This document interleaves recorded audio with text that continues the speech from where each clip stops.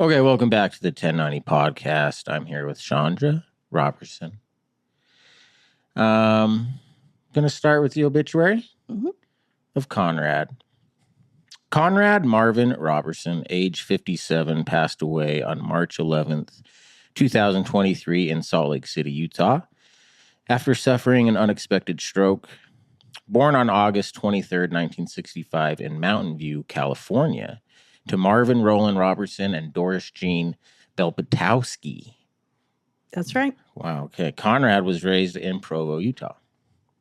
He graduated from Provo High School, class of 1984, where he excelled in athletics. He continued his education at Brigham Young University and was a member of the BYU National Championship football team in 1984. He served in the England Bristol mission for the Church of Jesus Christ of Latter-day Saints. He married Nancy Newman August 4th, 1987, with whom he had 4 children. They later divorced. Conrad met Chandra Lee Anderson Thompson, a widow of 6 years and mother to 3 children. He married his sweetheart on October 3rd, 2002, and he helped to raise her baby chicks. They were later sealed in the Jordan River Temple on February 14th, 2015. Conrad had a love for education. He received 2 master's degrees and was truly a man of many talents. He worked in sales and marketing as well as healthcare customer advocacy. He was a patient teacher and found joy in serving others. He had a calming and soothing voice that provided comfort and safety. His great sense of humor, laughter, and infectious smile could light up any room. He was brilliant and a very knowledgeable man, skilled and passionate in auto mechanics, woodwork and carpentry, leatherwork, and long-range marksmanship. Conrad was a wordsmith, an avid reader, a photographer, and a foodie. Some of our most cherished memories together are simple moments of watching our favorite TV show or movie, eating snacks and treats while laying by the fireplace. He loved the quiet solace and beauty of nature, the ocean, and camping in the mountains. Conrad loved being a jaju. Okay. That's grandpa in Polish. Which is, okay, yeah. Grandfather in Polish. To his 6 grandchildren. Ultimately, there was nothing more important to him than family. While this is an incredible loss, we are grateful he could be an organ donor and bless the lives of so many. His name will be etched in the Celebration of Life monument located in downtown Salt Lake City at Library Square. There will be no public services, however, we will continue to celebrate his life and legacy. Our family would love to receive any stories, memories, and pictures you have of him. To honor Conrad's life, please reach out to someone you love or someone in need of love and serve them. We express gratitude for all the strength and comfort we have felt from your prayers, acts of service, and messages of love and support.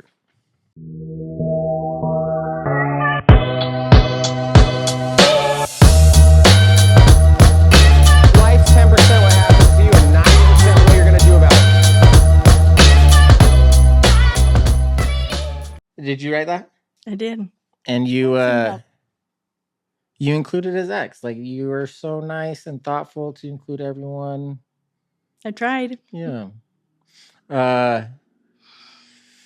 So there's a lot to talk about with your story. Where do you want to start today, do you think? Well, hearing the obituary brings up some things. You just want to start with being with Conrad, your relationship, and then the day he died, and get it into it that way? Well, I think I want to say, yeah, it was a really rough time, and we didn't have any funeral, celebration of life, or anything until a year later we did. So that was really helpful. But hearing all of that, I I want to talk about Conrad and how I met him. Yeah. So I was a single mom, and I went back to school, and I met Conrad in my business degree. And the thing I liked about Conrad is we were in study groups, and being single, there were a lot of men who were kind of inappropriate, and they would say things, and How men do. it was We're very the annoying. worst. Yeah. But he was never that way. And he was married, and he was so respectful of me and tried to be sensitive to my needs of, he'd get the whole group to come over to my house to study so my kids could be okay, because there was no one else with them. And he graduated shortly and went to California. Fast forward several years, he looked me up and he said, having a rough time. And in my marriage, and I know that you know what to do. I don't know what to do about that. That I said, you go do everything you can to make that marriage work so you can leave without any regrets. And so that was 1999. We got married in 2002. But Conrad swept me off my feet once his heart was available. I love that. He told the funniest jokes. He had the most beautiful blue eyes. He had such a great smile, such a great laugh. One thing he appreciated about me was he said, "You laugh at my jokes." Every guy loves that. But he was really funny. And he thought I was funny too. And so it was nice. But he was just smart. And I looked up to him. And I had so much respect, but he was so patient and kind. And he always wanted to listen to me. And I mean, he was ideal. I remember my kids used to say, he would go out in the back and play basketball with them. And I remember they said, "Well, is Conrad married?" And I go, "Yeah, he's married." And they go, "Oh, I said, Conrad is married, but someday, every good guy is married." I'm like, "No, they're not." You got to have hope out there. Yeah. So, but he was a cheerleader to me. He was supportive. So now I'm kind of jumping forward to when, we were dating, we got married, and I was in school. I was now getting my master's in mental health counseling. And he helped me. I got through everything. I built my practice with him. And he helped he always called him my baby Chips. One thing I appreciated about Conrad is he was always very respectful of my first husband, who had passed away in 1996 from cancer. There were pictures up in the house still. He didn't want to be called Dad. He was Conrad. And I just need a little sip. No, you're doing great.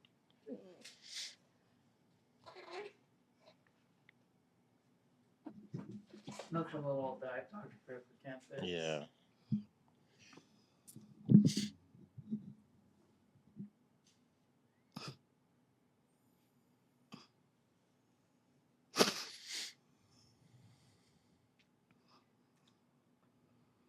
It feels like it was complicated from the beginning. But I had this attitude of anything is possible. I was so excited that he had children.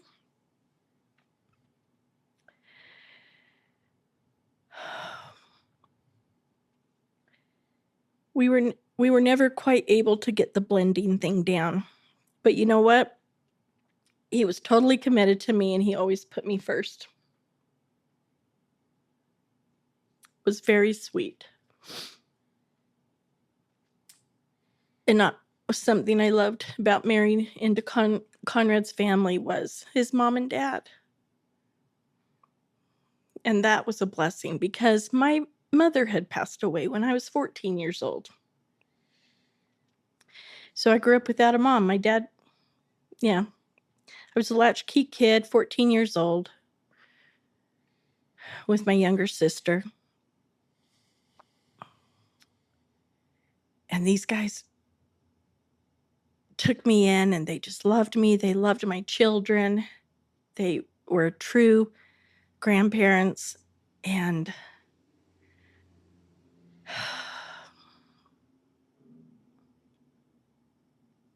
we had a love affair. And people, they were so happy to see me happy again. We used to work in my office at night. He'd be working on his master's. I was working on my master's. He was doing photography editing. I was working on my work. And we were just a good team. And I loved, he was very anxious for the 9:00 hour to arrive because I used to say, hey, I got to be here for my kids. But after 9:00, I'm done. Okay. So he tried to be patient. And anyway,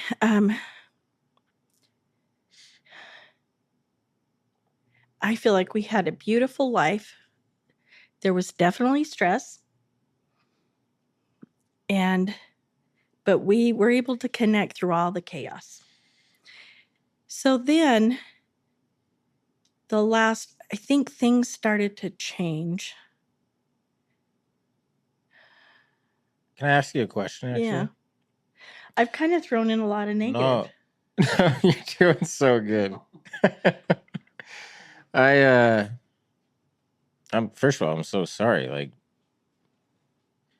losing your mom at 14, and then my question was after the death of your first husband, falling in love again. That's kind of where I'm at currently. Like my wife died, and I love this girl Sammy now. I just wanted to. It's been really hard it is hard for me. I just can't help but feel betrayal. And I know like it's not, but like I just feel like I looked at Courtney in the eyes and like I'm just gonna love you the rest of my life and promised her that. You will, and you should. Thank you. Absolutely. Was that your attitude the whole time? I wasn't planning on getting married. I thought I was going to have to raise my kids. Dr. Lara said, don't ever get married till your kids are raised and out of the house. And I mean, it had been 6 years, but I had never met anyone I wanted to. Yeah.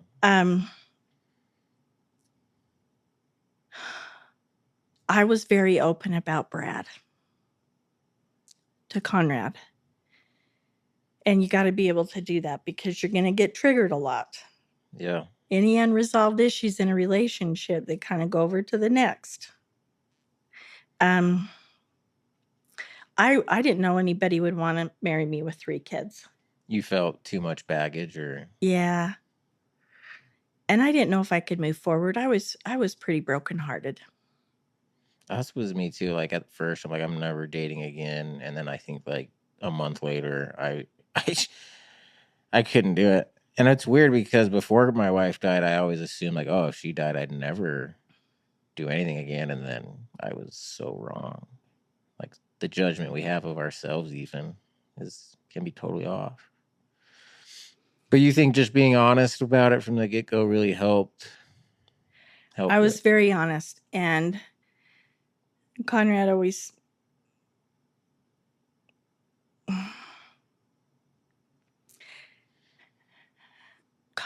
said, you're one of the most forgiving people I've ever met. Because we would talk about some of the difficult times too. But still, I always came out with love, always came out on top. And I did go through a training, and my whole intention was I wanted to have some kind of experience with Brad There's some kind of an acknowledgement that I was doing the right thing, that it was okay for me to move forward. Yeah. Know what I'm talking about, right? Yeah. And I had it. Please share. Want to know? Yes. Okay. It was a couples retreat. And sometimes, I mean, without disclosing all the process, you know, trying to honor that privacy, Conrad and I were facing each other. The lights were dim. There were several couples. And we were supposed to, I don't know, it was a very meditative experience. And I don't remember it all. I mean, it's been 20-something years. Okay. But all I know is before I could even go anywhere to go to a safe place or anything, I saw Brad. I saw him. My eyes were closed. I saw him. He was wearing, he was dressed the way he always was. He had a head of hair.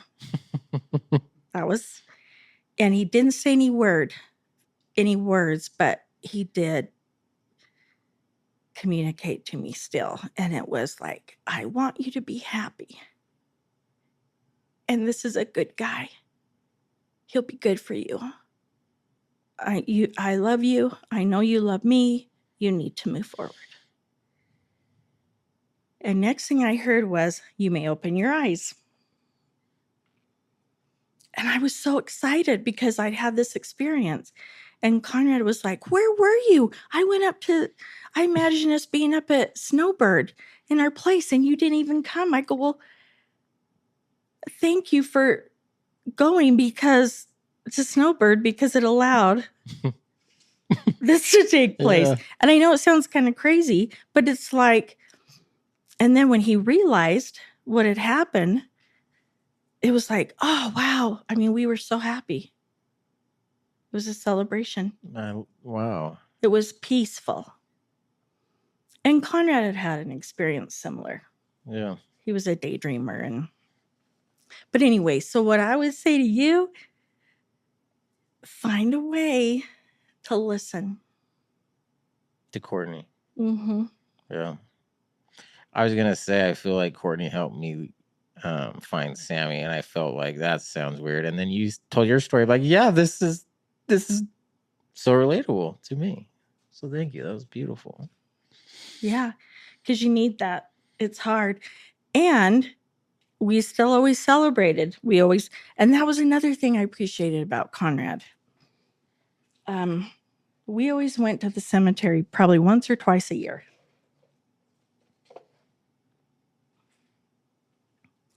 He would bring balloons. We would get KFC or whatever. Yeah. We always had picnics at the cemetery. And he was very supportive. And he just didn't want to sit on the lawn. He had a chair. Okay. But we made it a party. Anything he could do to be supportive. So he loved deeply. He was passionate about what he loved. He also was very brokenhearted. He never quite was able to recover from the loss of his kids, from his marriage. And that was sad. That was hard on him. But otherwise, I mean, I know that there's so many things. He loved to hear me play the piano. He loved to hear me play the piano. I taught for 11 years. Not while he was there. I think I'd already moved on. It's a lot to remember. But he's imprinted on my heart and my soul, and in my mind.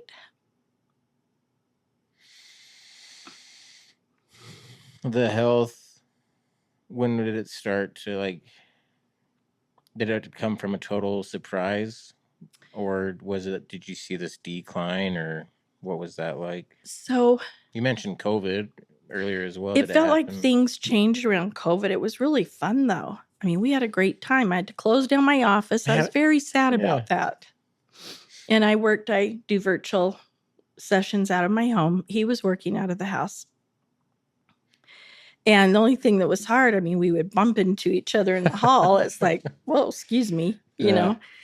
And, but it was just nice to know he's there. And I do miss that. So I could just tell the life was coming out of him. He just laid around a lot. He changed. All he wanted to do was watch TV. He didn't want to have conversations. He didn't want to do anything. Speaking of, I'm going to have to jump tracks. So he was not a camper, but he knew I was. And that boy, he took me for one of our anniversaries. He took me camping. We had a tent. We had pads he rolled out, and he did a run and gun. Okay. Meaning he did a course for us with long range shooting. I mean, I was carrying my, I had a vest on. I was carrying my, I had a pistol. We had rifles. You guys had it all. I had the bullets. We had targets. We had the metal plates. I mean, we did everything. And he was very proud of me because I was good. Oh, and it was so fun. And we only did one night. And the first night we got there, he had made the foil dinners and he set up everything. He said, you just sit there and enjoy this. And it was amazing.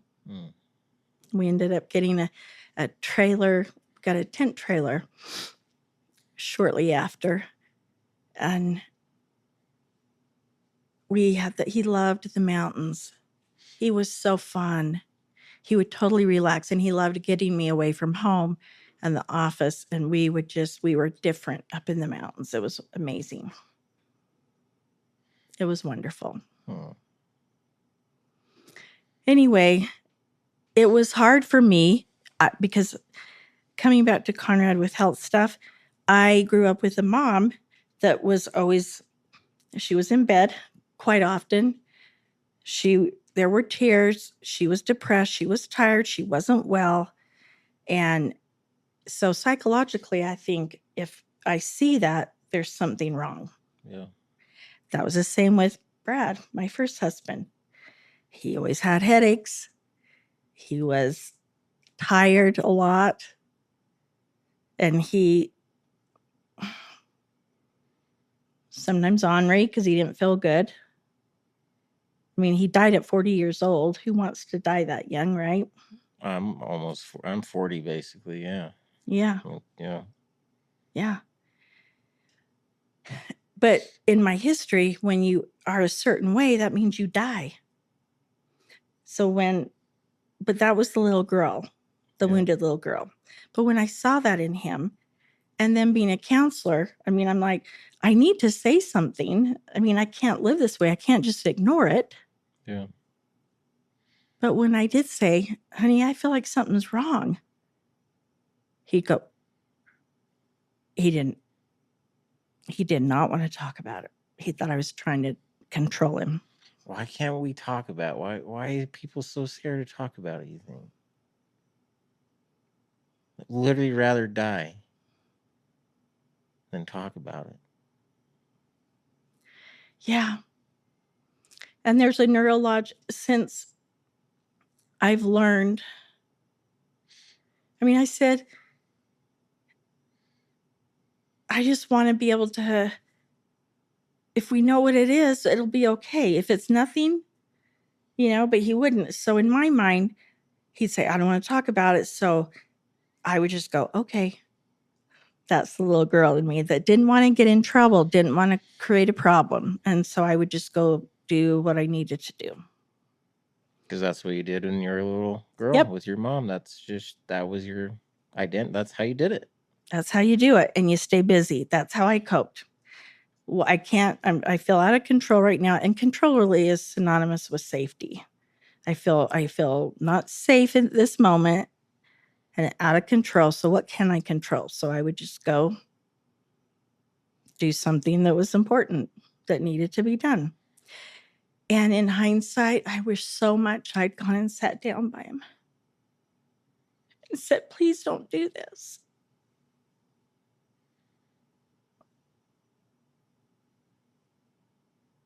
I'm so scared and I love you and I will love you no matter what. But I would get my feelings hurt. Family would come to visit. He kind of checked out. He wasn't himself. Quiet. Couldn't stand the commotion.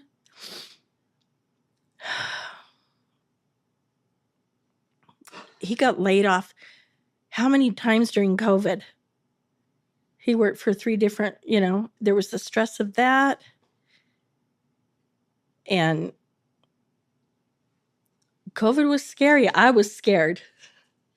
I wish I hadn't taken it so seriously, but I did. So you carry guilt around? Carry guilt around. You just mentioned, like, I wish I would have said Oh, something. yeah. It's regret. Yeah. I wish I'd pushed harder.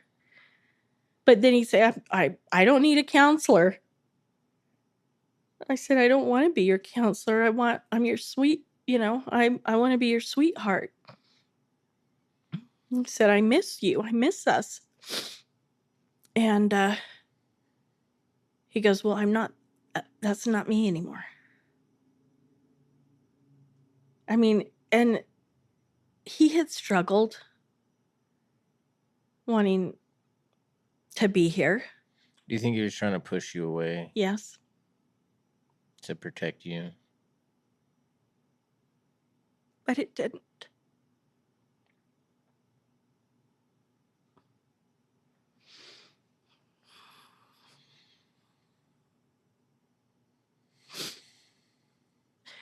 And as depressed as he was, I said, I would say, honey, you wouldn't do anything, would you? And he goes, I don't have the courage. It's a good question to ask. And, but the day came, we were just getting together for a reunion. I saw changes in his week. He became more weak. And he would look at me with glossy eyes. That's when I really started he wasn't computing things the same. And you can get in such a dark place where your world just collapses. He lost his perspective and it was just, he could only see this. And I'll always remember the day he called me in and he said, I can't do this anymore. I just told Sam I'm not coming back to work. And he said, well, take the day off and I'll talk to you tomorrow. And I go, well, what do you mean?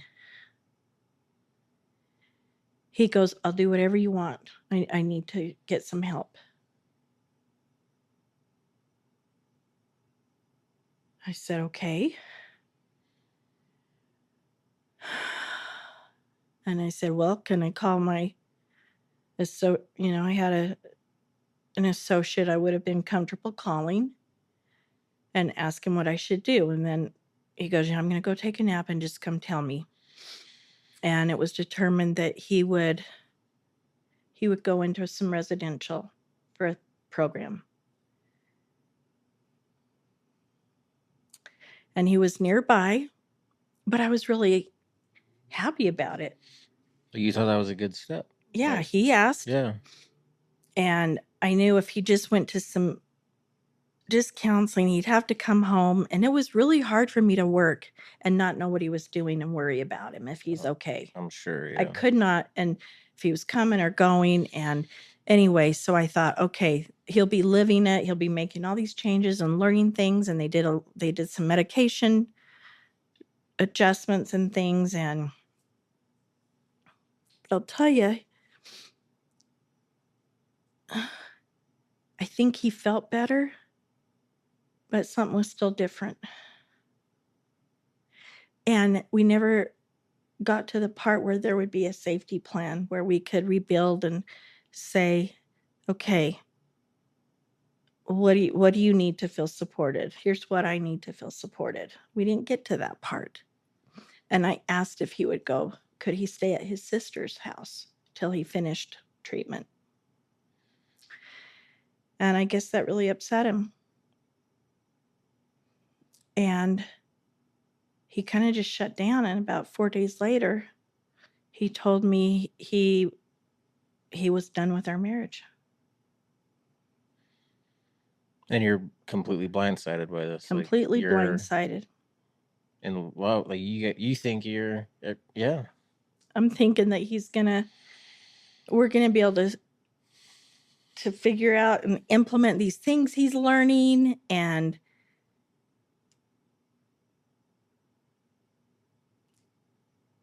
it's gonna be wonderful. And then I didn't take him seriously because you shouldn't be making decisions like that. But he didn't reach out to me anymore. He was done. He disappeared, basically. Looking back on it now, like why do you think he did that? Well, there's a neurological, what do you call it? CTE. Okay, I had people send me articles about that. About CTE? Yep. He had a lot of concussions. And all the symptoms of that he had. And Wow. okay. So like football and from football. Yeah. I remember he said I had about 11 concussions. That's a lot of concussions. Especially back then, how they played football. Like it was even worse than what they're doing today. Yeah. But I still didn't know that. You know what? I thought it was his diet. I thought it was like blood sugar levels. CTE. It stands for. You had CTE? Oh, yeah.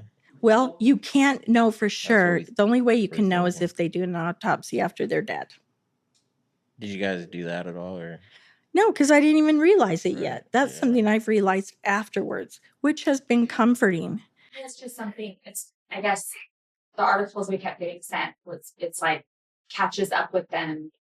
In fact, a lot of football players that played at the college level or and higher were dying early age of a stroke and having like issues from TBIs, and CTE and they're more likely to have a stroke or to have issues like that. Yeah, they're more prone to do that. They're irritable. They're irritable. They're on edge. Like Conrad never was. I mean, he just never. I mean, the kids said, "Oh, I've seen Conrad when he was stern," but he had a way of being stern without yelling. Yeah. He did. He changed. So, but guess what? He told me he was done, but I just seen him on Monday. He came to the house. He has a shop in our backyard. He went and built something for me. He finished something. He didn't want to leave it that way. And gave me the biggest bear hug, man. I hadn't had one of those in forever. And I was so excited. And then a few days when I came to the next session, he read a letter. He was done. So did you have like grace for him and you're trying to like sympathize, like he's just not understanding, or were you mad, or like what? Oh, I was mad, but I was in shock. I mean, his counselor said, I guess we're not scheduling another session. And he goes, nope. And I thought, okay, well, no, I was in total shock. Total shock. And yeah. So that was in August. Of 2000. Of 2022. Okay. So then he died like a little bit after that. I'm terrible with math, but Math. Well, 6 I can't. months. I can't help it. This is a question I'm thinking of. You love this man. He asked for separation, and then he dies. Like, how did you ever? All right, let's just keep going with the story. Did Well- you ever get like closure at all, or was it ever? Well, he was upset because he felt like I kicked him out. Why would he? And I asked him to go to his sister's after treatment so that till we had a plan, I said, I didn't know if I could handle it. Yeah. And also, it was a neutral location where his kids could come and maybe that could be bonding for them. Yeah. My intentions were good, but He just took it.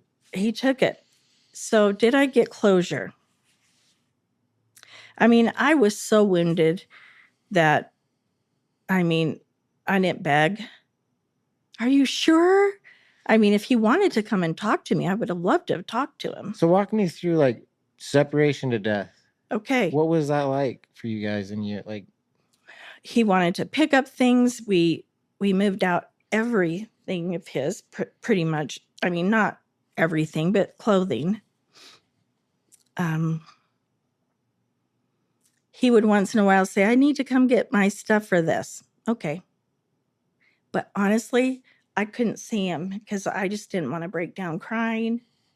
It was hard to see someone that didn't want me. I felt so rejected. So I would have my daughter there to handle it.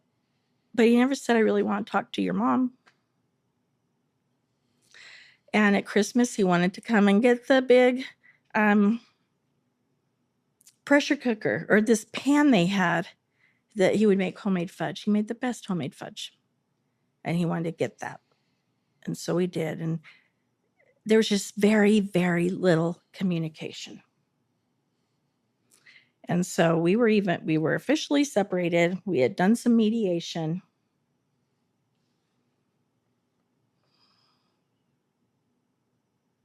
And I had told myself, this isn't who I married.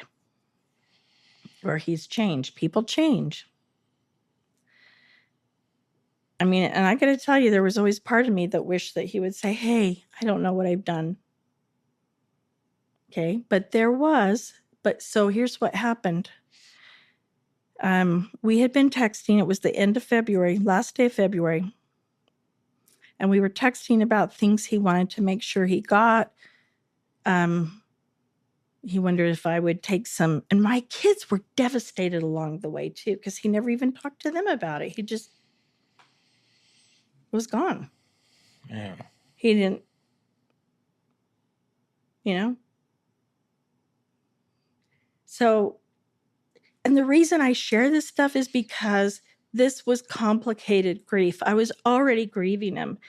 I was grieving before the loss of his health. I was scared. And then this all happened, where we're separated. And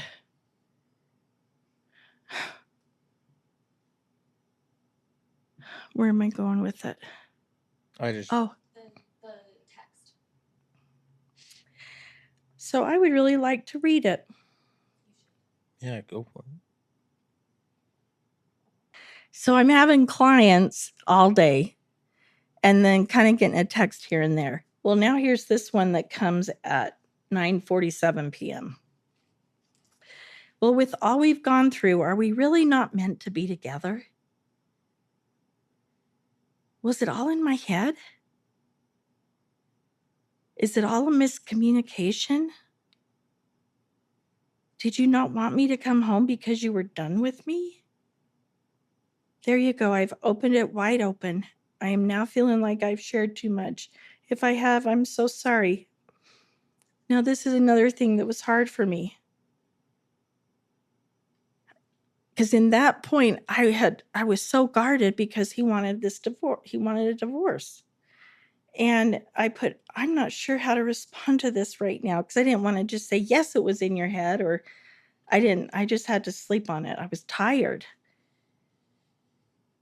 He goes, I know it's a lot. Take your time. I mean, if we're done, just say it. I will understand. I'm a messed up man.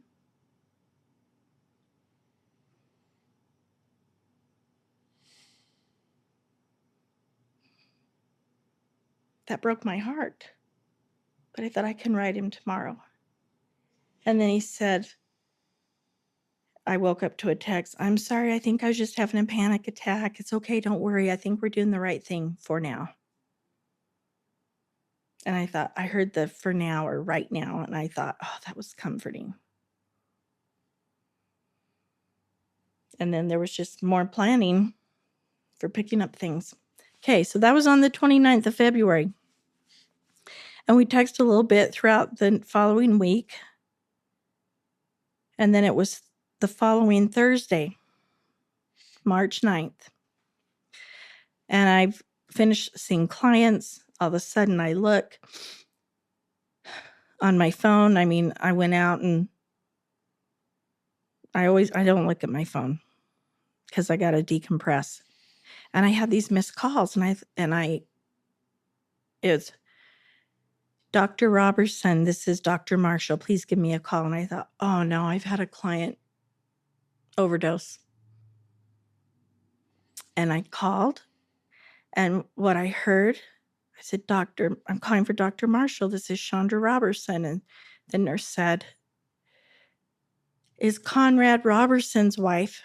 And then I thought, oh no, he tried.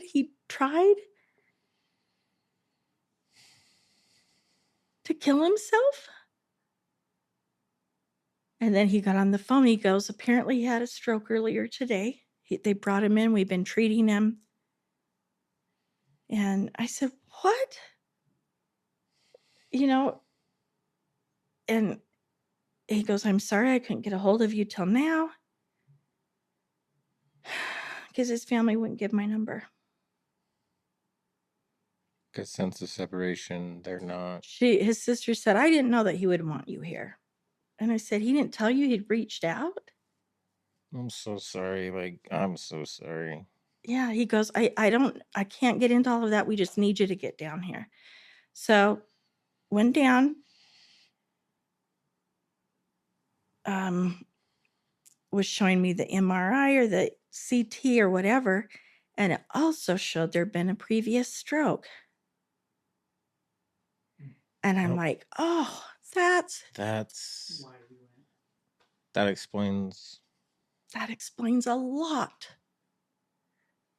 And I was like, oh, I feel like that was such a tender mercy. I'm like, thank you. I was so thankful. And you know what I was thinking? The reason he was there, I thought, oh, wouldn't it be Conrad that wants us to all bond and join together because we share a love for him? But it wasn't that way.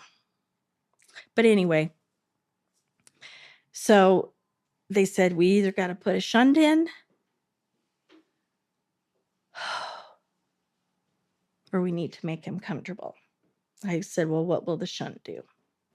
He said, well, there's too much pressure on his brain.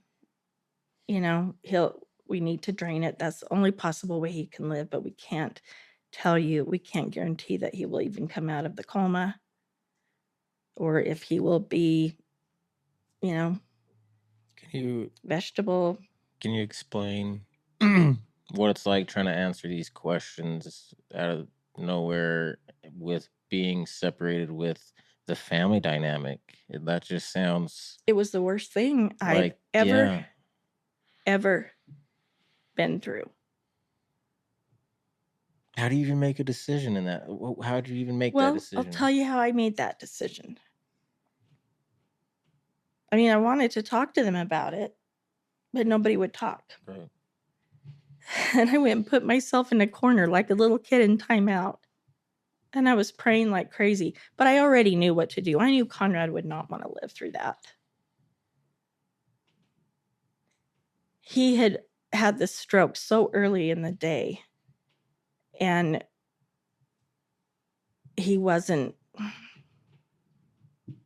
able to get administered the medication in time. So it had the opposite effect. Okay, so he had already bled out and it was bad. They'd gone in and tried to do the jugular. They'd already tried to do things and they got to that point. And the only reason that good man found me, I even thought that was a tender mercy because my Marshall is my grandfather, Grandfather Marshall. I'm Dr. Marshall. Okay, comfortable. Okay. You know, and he goes, his right side was already gone. He goes, this is a big man. He's a tall man. He's a proud man. He's already lost his right side. And I go, but I can rehab him. I mean, we'll you know. And he goes, but I can't guarantee, I don't know that he'll come out. And I knew that Conrad would not want that. To me, it would have been selfish for me to keep him. That would have been for me, not for him.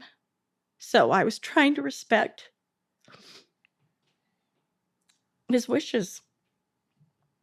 He was also a donor. And I'm like, really?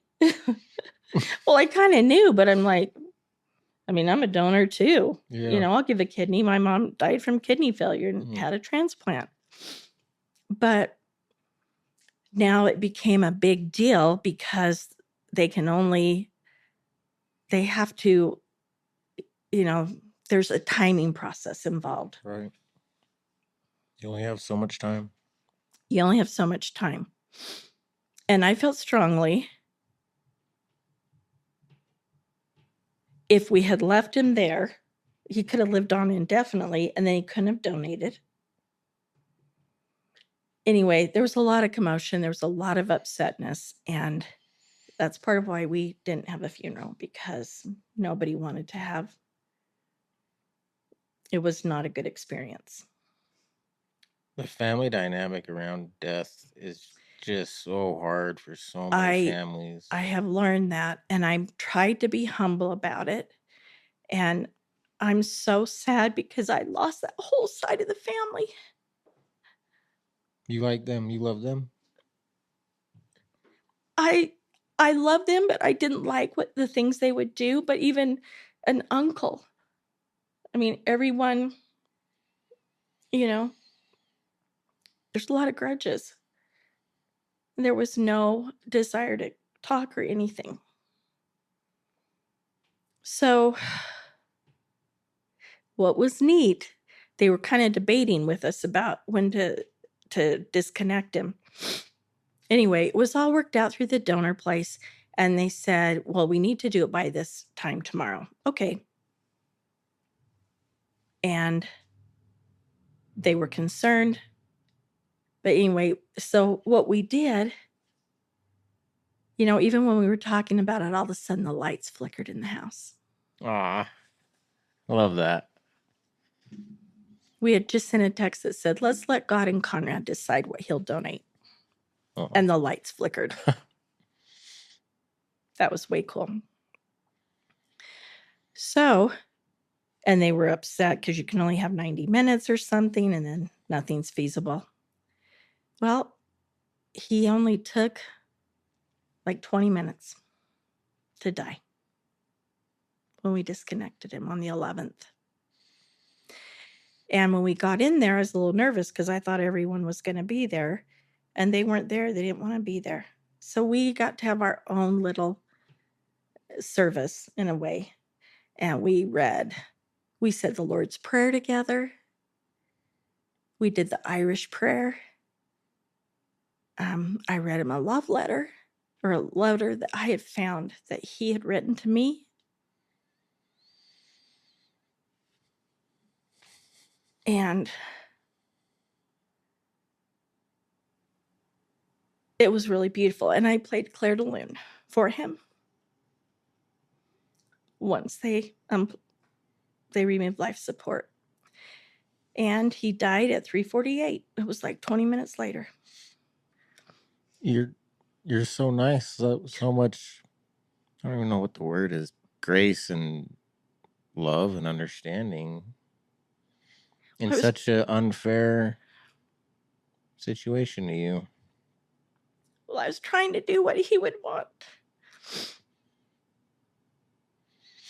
And I went and sat by the mortuary on the day when they told me when they would be doing it, so I could be there in the parking lot. And actually, what's kind of cool, they called me and said his ashes were done on St. Patrick's Day, and I'm like, oh, green. That was my favorite color. And they go, well, this guy really must have wanted you to get his ashes because it never happens as fast. I mean, so there were so many signs along the way that were comforting. But his family had called to come in and take all of his stuff immediately. And I just said, I can't part. I'm not ready. It's too hard on me. When I got to a point where I felt like I could reach out and say, I asked for his wedding ring. They kept all of his things. They wouldn't give us any, I couldn't get his wedding ring. I'm trying to just put myself in your shoes and like imagine my wife's family doing this to me, and just I would be heartbroken like you of just why can't we I was. get along? Like why? Because in a way, her family's the closest thing I have to her. Like her mom is just like her kind of, and Yeah. like her siblings, and to not have them on my side, I just can't even relate to that feeling. I'm so sad. Like that is just truly loneliness because yeah, I'm really sorry. And why do you think, and I don't want, this is why talking's hard. This is why talking's hard. It's hard to talk about emotions, and because everyone has them and they all have their opinion, and I don't want to try to cause issues for anyone, but like, why do you think the family dynamic it's so hard with death? Like, do you think it's just because they want someone to be mad at, or like, how do you explain it? You think? I think everybody, I honestly felt like his kids felt guilty for having not been more present in his life. And people, when they feel guilty or have regret, they will shift blame and they could put the focus on me. I don't know. Well, if they can, it goes back to what you said about control. I think if there's someone to blame, then we could have stopped this. And if we could have stopped this, we can stop something like this happening in the future to someone. And we give ourselves this illusion of control over the ultimate example of no one has control over this. Like this was not anyone's fault. But yeah, I just think us as humans, we feel blame, we feel responsibility, and that's really uncomfortable. And if we can find a way to shift that to something else, I do it too. We all do that. It's human nature to do that. I just can't. That would be so hard. Like Courtney's family has just been, and I had to like. We grew up LDS, and Courtney's mom really wanted to bury her in her temple clothes, and we weren't religious anymore. And I had the same outlook you did. Like I never would want her buried in that, and I don't think she would. But I. What'd you do? But I love Marsha, and It would mean a lot to yeah, them. and Then so I you let him. her get buried in her temple clothes, and I felt like Courtney would want that just because of the relationship with her parents and her family. Like I just She felt would. like that was respectful, and yeah, I don't know, like I just felt like there's a lot of things I was doing that they didn't agree with, and I just wanted to try to like meet them halfway and just respect their beliefs still, and just because it's so hard. Like they're dead.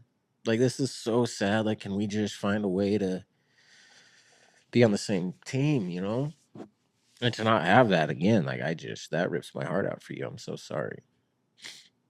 Thank you. It's made it hard on so many levels. And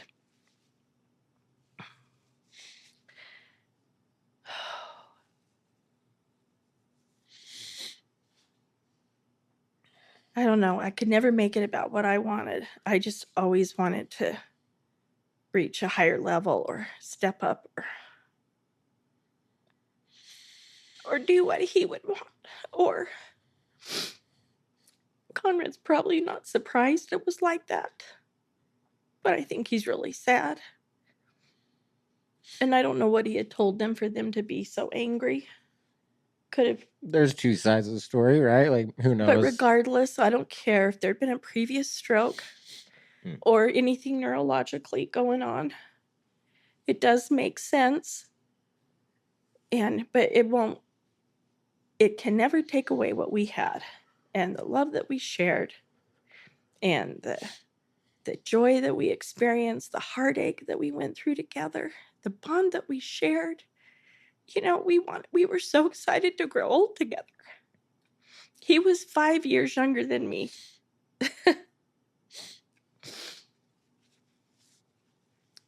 He was 57, I was 62.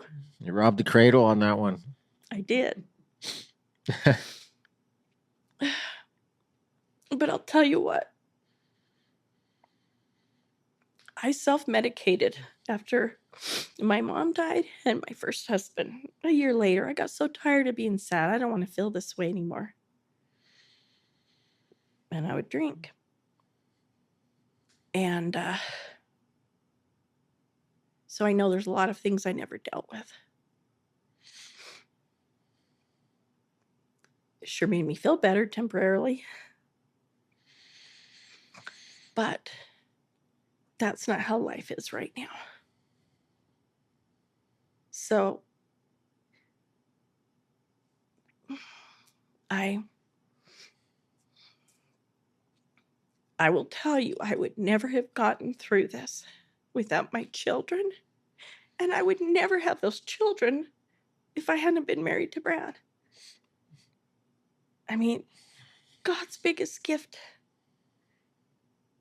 to me is to have my kids. And we have a special bond. And I feel like they would do anything for me. And my relying on God in my relationship, I will tell you, I mean, I got a lot of tricks. There's a lot of things you can teach and help your clients with. But I will tell you, ultimately, it was funny. After Conrad died, I'm like, this stuff doesn't work. This is a crock of shit. This stuff. Oh my gosh. 3 no positive wonder they don't do affirmations their in the home. mirror. No wonder they don't do this stuff. It was Cold shower. Did you take your cold shower? Touch grass. He's still dead. I'm in the sun, and he's still dead. So, yeah. Yeah, but journaling does work. And sometimes I have a hard time praying. So I write my prayers.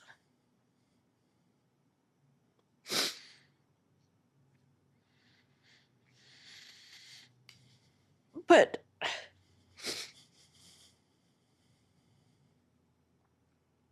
I rely on my faith and my trust in the Savior. I really like Jesus. I really like him. He's awesome. He's a great guy. Yep. And I think I've been so humbled to know that I really can only rely on him. I mean, I can rely on myself and I have my family, but it's kind of like, you know, in 12 steps, they talk about, okay, my life has become unmanageable. And I'm turning it over to you. And I guess there's some of that here. Because you know what? I couldn't think after. I didn't even see clients till October because I couldn't think. I feel like I lost my brain. Well, in my opinion, like, this just happened. Like, from my perspective, like, I don't know how you're doing anything. Like, 2023 is, yeah. We just hit so 3 that's years. my perspective of it. Like, I don't know how you're helping anyone. Well, here's the thing. I faked it. Like, I was okay. I was very stoic with my moms. We didn't talk about feelings a lot, just that my mother was in a better place, all that kind of stuff.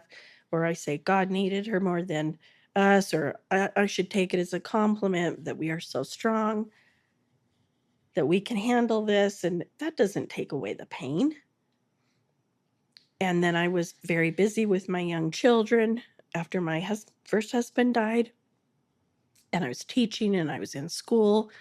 And I didn't have time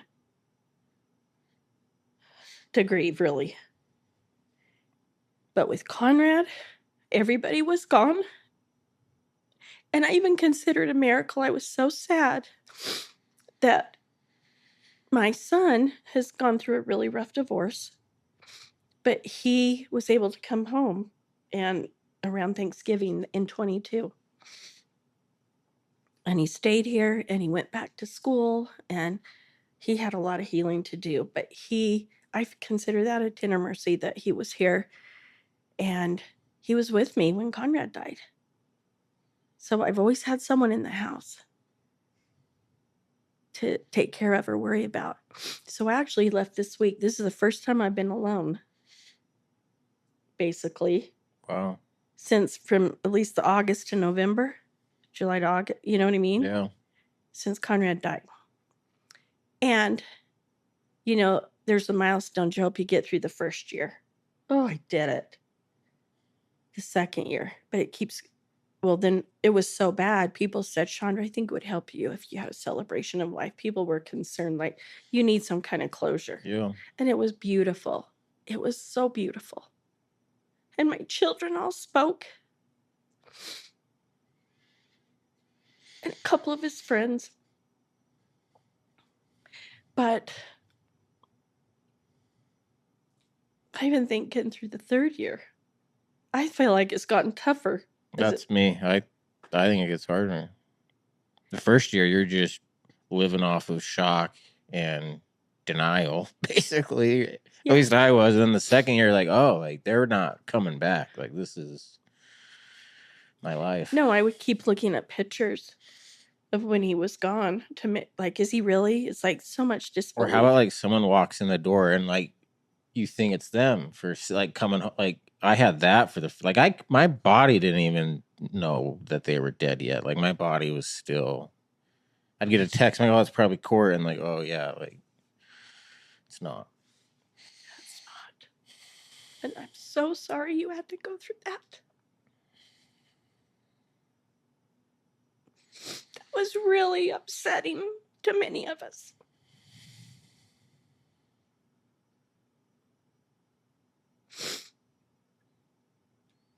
I've always had a compassionate heart for people grieving and with loss.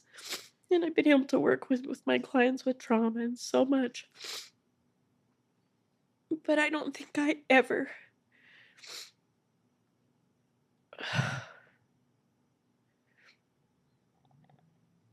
I'm having to learn things now that I never did learn. And I feel like Conrad cracked me open, basically. And everything unresolved surfaced. So anything you can do now, and you're doing it to clear grief, because it has been a rough one.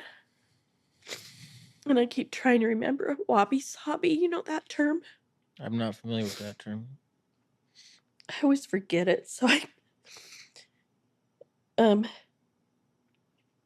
you know the dish, how they're broken and you can make it more beautiful?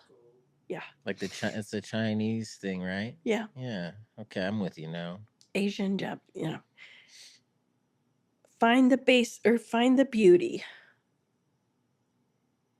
in the imperfect, the incomplete, and the impermanent.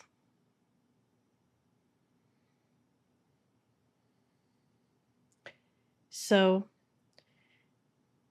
imperfect, I am not, and I made a lot of mistakes.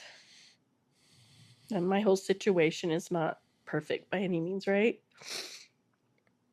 But I can find the beauty in it and find the gems and find the things to be grateful for. The incomplete, it feels so incomplete. All the things I never got to say or do, right?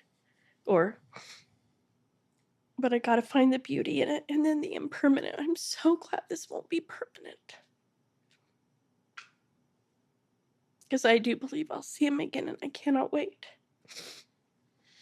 But if I had to go through this, I mean, I would never have wanted to miss out on the love that I shared, that we had. And those years that we had, 20 years. That's so many years. So if I had to lose him, I wouldn't have wanted to. It's okay. I mean, sometimes I feel like we have sacred contracts, you know? Mm. And I got to be in his life for a reason, and he was in my life for a reason. Even if it's like Chandra will continue growing in ways that she may not have. Or I just believe in the synchronicities and just, I don't know why it happened, but I just hope he's aware of how loved he is, how much he's missed. Even the kids that didn't always come over for a while, very much, we would go to their homes because it's not the same without him.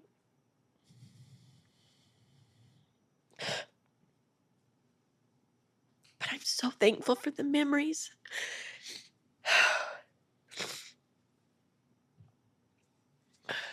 I think just listening to you talk today, you are, I forget the term or the metaphor, but you're exactly that. Like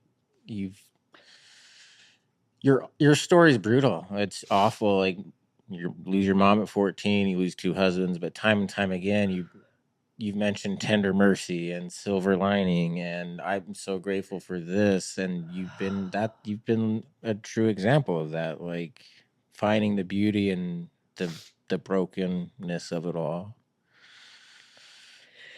I am trying. And I also know I have to have my time where I kind of isolate and regroup. My nervous system's not the same. I don't know about yours, but It's awful. it's changed. But it's probably a good thing, maybe, you know?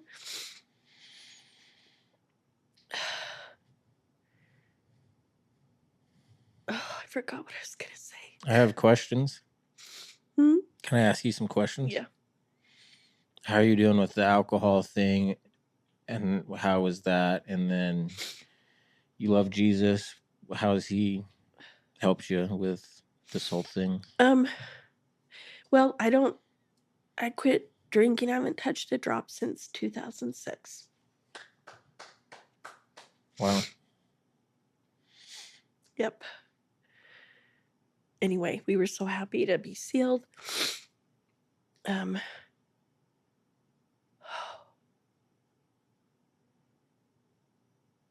Well, I do love the temple. I mean, it is totally empowering. And I always feel very carried and lifted when I leave there. Like I can get through this, whatever's going to happen that day. Can you explain to someone who maybe isn't LDS, like why the temple would mean so much to you? Well, temples to make covenants or promises with the Savior that binds us to him. And the more we go, we're remembering him. And do service for people who can't do it for themselves. But I just feel like there's a big circle of love every time I go. And I got a lot of angels watching over me and my family. I'm the only one active. None of my kids are. But you want to know what? It is the most beautiful relationship. It doesn't even matter. They love me. And I love them. Yeah. And I will tell you, I had to unravel some of my old beliefs because I was born in the 60s. You were OG LDS. Yeah, and that's rough. You were McConkey LDS. You were hardcore, yeah. I just think it's so cool you have a place like the temple that can give that to you. I think that's so. It's fast. I can't get up to the mountains as fast. I'm not in the Yeah. best shape to go hike. But I was looking at trailers today because I'm dying to go back out. I sold my one trailer because he's just not here. So I need a new, Yeah. memory. But when I read scriptures, there's usually a golden nugget. And the last one I read today was about getting through the wilderness. And I mean, this has been a really bad, thick Yeah. I was gonna. wilderness with all the storms. You Bad. still feel like you're in the wilderness, or do you feel? Well, I've been kind of put on hold with my son at home, but now he's gone, and there's a little bit of a lift. Like, I don't need to worry about anyone else now. I'm going to try to get back on. It's sad. I connected with I was always upset Conrad would eat, so much stuff that wasn't good for him. So guess what I've done to connect with him? Eat stuff that's not so good for me. And I have gained. Wait, so I want it. Yeah. There you go. I mean, just to remember him. Oh, yeah. They have pictures of me falling asleep and I have licorice hanging out of my mouth, And I mean, we had so much fun together. So I want to get my mojo back, I want to get back to the gym. I want to go walking, but it's going to be a process. I mean, I'm so thankful that I get to have my clients and sit with people in their world and go to where they're at.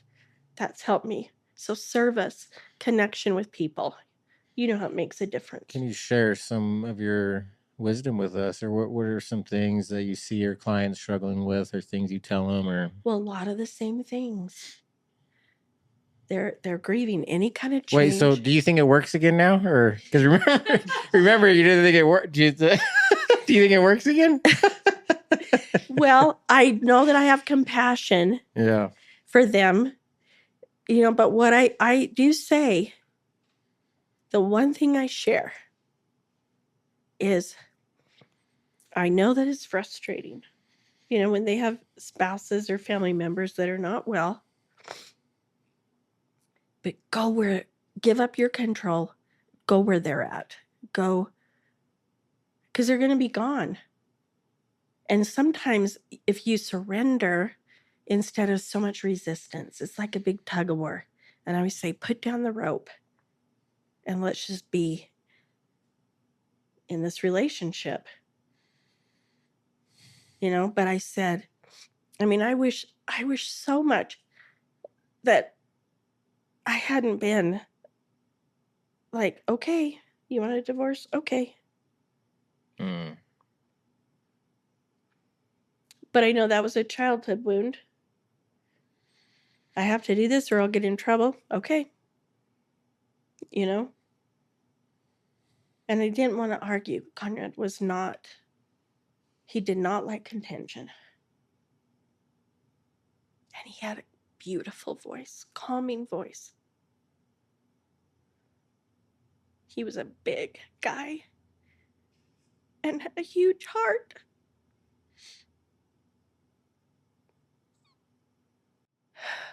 Yeah, I miss him really bad. So what is it I've learned?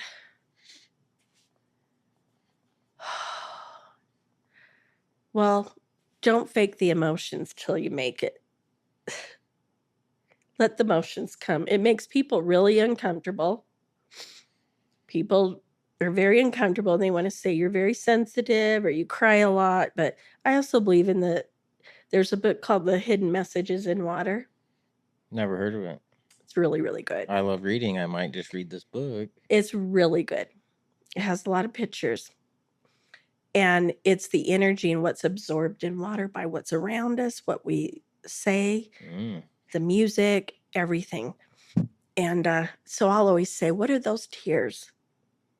You know, so just because you're crying doesn't mean what's wrong. You know, it's like, I wonder what tears I'm clearing today. Wow, yeah. You know, I'm still pretty weepy in the morning.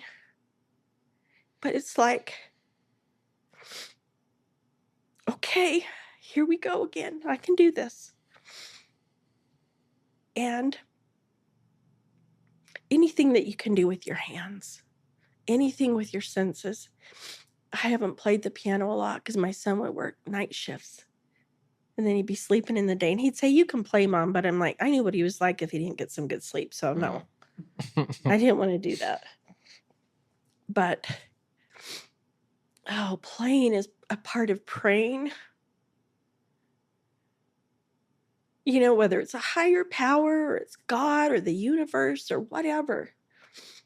For me, you know, it's this guy. Jesus. And people will say, you know, he doesn't look like that, Chandra. And he goes, well, I say, well, he does to me. My God. Yeah. You know? Get your own guy. So I think it's very personal for everyone. I don't think there's one way of doing it. There's definitely not. Yeah. No. And if you think there is, you miss it on some really beautiful things.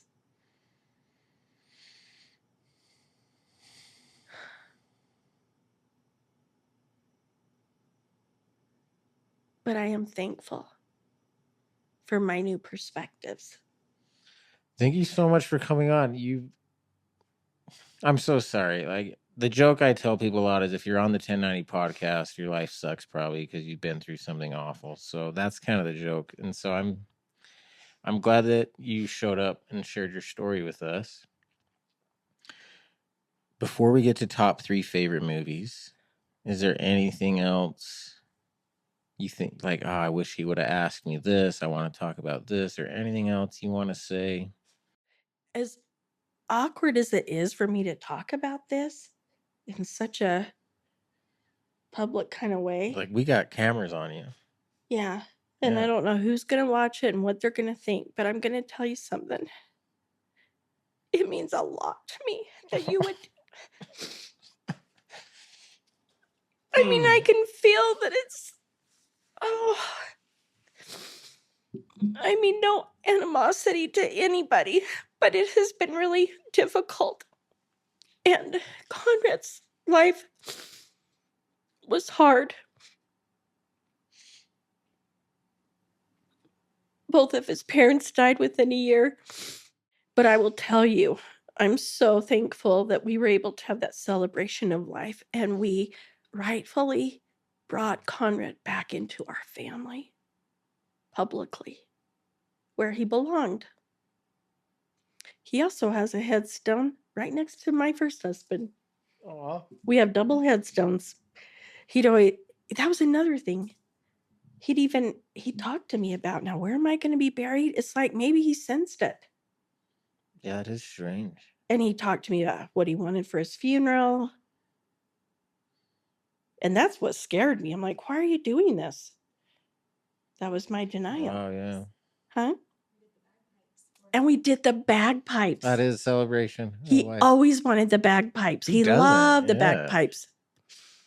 And we did another thing that was cool. Oh, I played Claire de Lune, but he ended up calling it Clear Balloons because my father could never. He'd say, what is that song? Clear Balloons? So we released Clear Balloons with lights in them. So good. And, but I know that we never, instead of thinking about the whys or how this could have happened, to me, I remind myself I have the opportunity to try to understand. And that's pretty awesome to try to put ourselves in someone else's shoes. And that's very comforting to me because I know that he was in pain. And I'm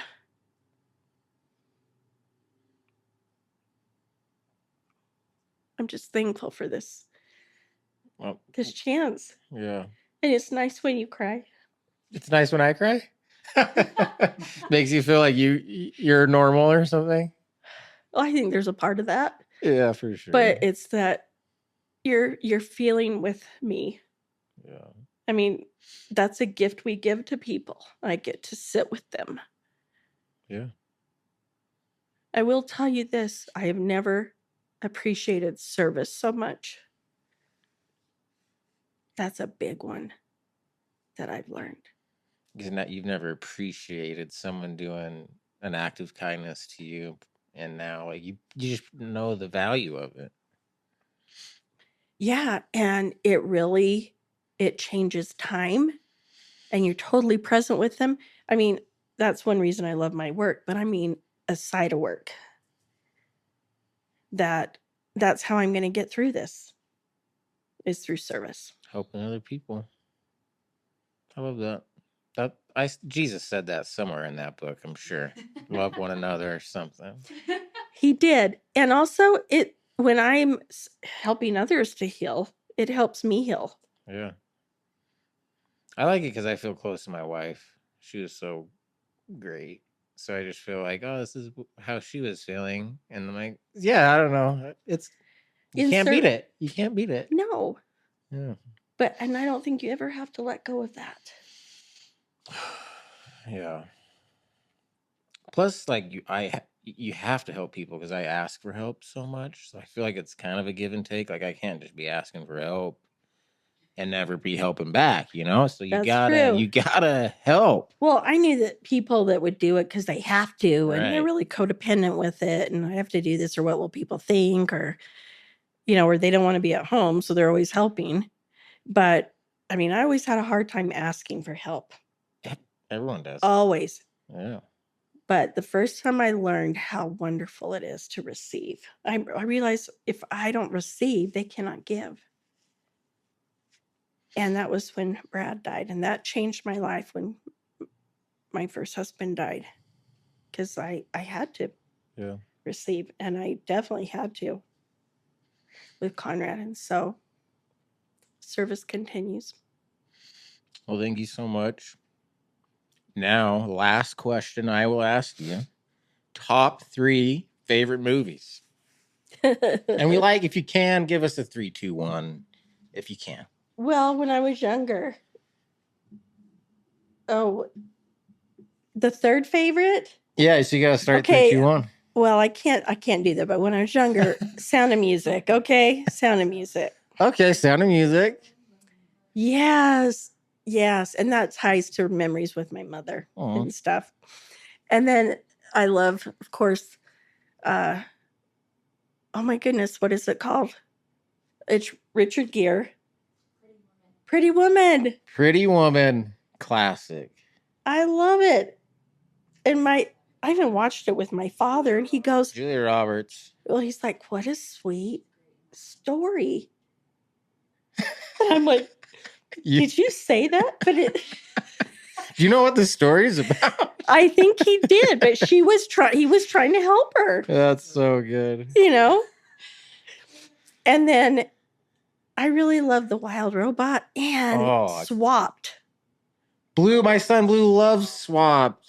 I haven't seen Swapped. And you, I bawled during the robot movie. Yep. I cried when he flies off with all the birds. Oh, I'm gonna cry right now. Yeah. Yeah. But you know what's cool? We watched it with my youngest granddaughter. And it was just, we were mesmerized. And then the next day when we were going to go work out in the yard, and she's like, I don't want to do that. And then we said, well, do you remember in Swapped? How they work together and they're united and everything comes together? Oh, okay. And she went right out. No way. I mean, it's got such a great message. I gotta watch Swapped. Blue loves Swapped. So Animation's great. Yeah, I gotta get on that. Especially, yeah. I mean, I love the little. I have a hard time choosing. There's a lot of good movies out there. Yeah. But I kind of went through stages of life. It's a good list. So Swapped. I'm gonna watch that maybe tonight if I can talk Ryan into it. I'm easily talked into. So. Thank you so much for coming on. Thank you. And life's 10% what happens to you and 90% how you respond to it.